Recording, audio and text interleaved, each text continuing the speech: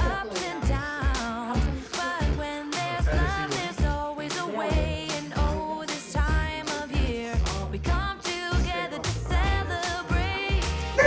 Yes, every time the snow is falling down and it is cold outside, gather around the fireplace and no one cares about yesterday.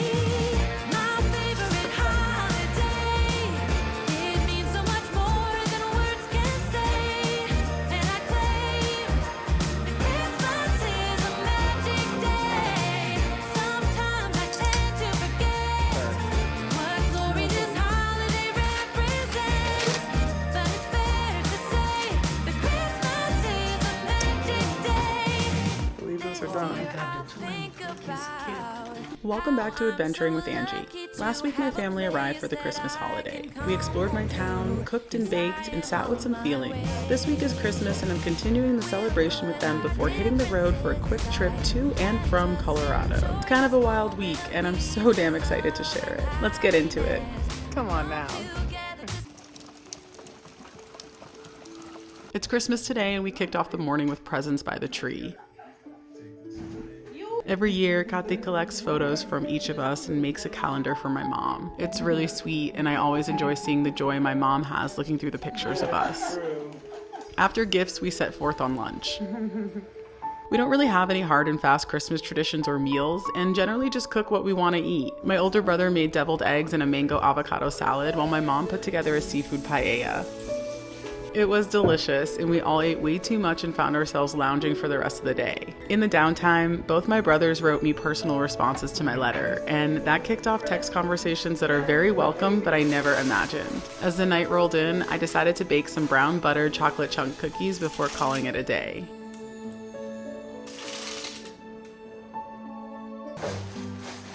I spent the majority of Tuesday writing and editing, giving my family some time to explore some places on their own. I'm driving to Colorado on Thursday and just needed some time on my own to mentally prep for the next thing. And we've all been addressing our own feelings lately. I know that they could use some time on their own. When I finished my work, we enjoyed a neighborhood stroll to the ridge together. It's really nice to see them in my world and know that even though I'm all the way out on the opposite coast, I'm not so far removed. Later that evening, I decided I'd really love to get out of the house and go to dance. The fam was on board to entertain themselves for the evening, so I stepped out. I dropped my car at the dealership in Auburn to have my very rundown rear brakes replaced. My friend Oliver is coming up to enjoy some days in nature and babysit Enzo while I'm gone, so they timed their arrival to scoop me from the dealer on their way up to the city. Hi! Ooh, exciting! My family leaves today, so for one final hang, we all got brunch together in town. We enjoyed a brief goodbye and vowed to stay in touch, knowing that this week certainly opened a lot of doors. Good afternoon! Listen, where have I been all day today? I just got my car back after dropping it this morning, and guess who has new brakes? I do. I have new brakes, so I can stop my car now. Woohoo! I just said goodbye to my family. They just dropped me off at the car dealership. It was really sweet to see them. It was really good to have the time and to have the conversations that we had, even though it was really difficult. So I'm just gonna hold it, I'm gonna cherish it, and I'm gonna go home because lordy, I'm tired. Wish me luck today. With my trip to Colorado kicking off tomorrow, I spent the night winterizing my car and packing the necessary essentials. Good morning, happy Thursday. I am just about ready to go to Colorado. Listen, I need coffee. They're not open, so we're just hitting the road, raw dogging this life. Caffeine from the wild. I haphazardly got all my gear and clothes in the car before taking off around sunrise. Bye, baby. This trip is truly so random and such a surprise for me. The short of it is that after months of talking, my good friend agreed to move onto the land and be the animal expert here. As a way to sweeten the deal, I offered to drive my big car out there and shuttle the majority of her belongings back to California so no one had to deal with a U-Haul truck on icy mountain roads. Is it kind of crazy? 100%. But is it worth it? I think so. Things from the road. Look at these perfect little ringlets today, okay? I have 4 hours to my first destination. I'm gonna stop at these hot springs, I think. You heard it here.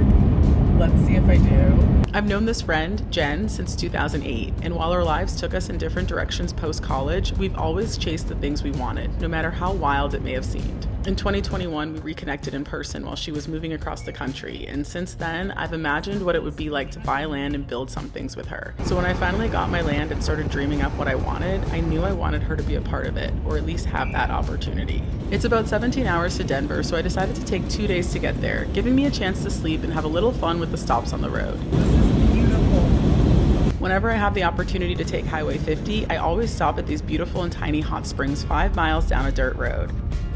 Wild burros roam the land, and the Toyobe mountain range frames the entire area. Why not, right? It was an absolute treat to enjoy a hot soak about 6 hours into driving, and it totally energized me to blow past my first planned stop and push another 4.5 hours to Utah, where I found a safe motel, enjoyed a hot shower, and devoured a burrito bigger than my head before falling asleep.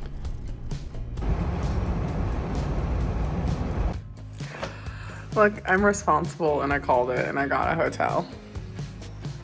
Okay, we're gonna sleep here for the night. Good morning. It's 20 degrees and it's freezing. Look at this. Just my roof. Because I covered almost 700 miles, I only have 6 hours until Denver. From the 50, I hopped onto the 70 to enjoy a drive through the Utah and Colorado canyons. My friend Ella lives in Glenwood Springs, and we plan to enjoy lunch together and catch up before I hop back on the road. It was so sweet to see her. I did a 3-week solo road trip last year and spent a week in Glenwood Springs staying at her place. In that week, we hiked, soaked in hot springs, and got ourselves to the river whenever we could. At the time, I was on the fence about moving to the woods, and after that week, I was fully convinced. Bye-bye. Cheers. By 7 p.m. I made it to Denver, and just in time to eat some food, enjoy a drink, and put myself to bed. We were at the Originally, we planned on taking today to adventure around Colorado and then do a straight shot back tomorrow, but a few plans shifted and we decided we should try to get on the road today so that we have 2 days to drive, just in case we need it. I needed to be home by the 1st for Enzo, and Jen has 2 cats in the car, so we really can't dilly-dally. I have water, I have snacks, I have 2 different kinds of energy drinks. I have your gummy bears, your Clif Bar, although I can only find a peanut butter one, so do you have any other? That's good. I got you a different kind of bar too. Will you get me some Chex Mix, original? Yeah. Do you see this? Your #1 moving service. To the rescue. This is a huge move for her, and while she's moved a lot for work, this is a move on pure faith. She doesn't have a job lined up in California, we haven't lived together since college, and the plan for the land is loose at best. I gave her all the time she needed on Saturday, even if that meant hitting the road well after noon. Good evening from the road. Oh my gosh. It is, what time is it? 8 p.m. Mountain Time. The drive home was absolutely stunning. After sitting in some mountain traffic on the 70, we caught a beautiful sunset in the canyons of Utah. We fully planned on stopping there for the night and pushing 10 hours tomorrow, but while grabbing gas in the 10-degree weather, we decided, what the hell, let's just keep driving. This was by far the hardest drive I have ever done. Good morning. It is 3 in the morning. Around 5 a.m. when we crossed into California through Tahoe, I was able to muster a 17th wind and get us to the house. We made it. Oh, here comes the boy. Hi. Oh my gosh, I missed you. On Sunday, we were both so wired from our energy drinks, but so exhausted from driving that we could neither sleep nor do anything else. We enjoyed a cocktail around 9 p.m. for New Year's, and then we both passed out. Cheers, though. To something. Happy New Year. Thank you so much for joining me on another week of adventures. If you enjoyed this episode, please take a moment to like the video and subscribe to my channel so you don't miss an episode. Next week, we're settling in as I introduce Jen to the land, get cozy in the house, and put in some work to bring these dreams to life. I can't wait to share more, and I'll see you next week. Bye!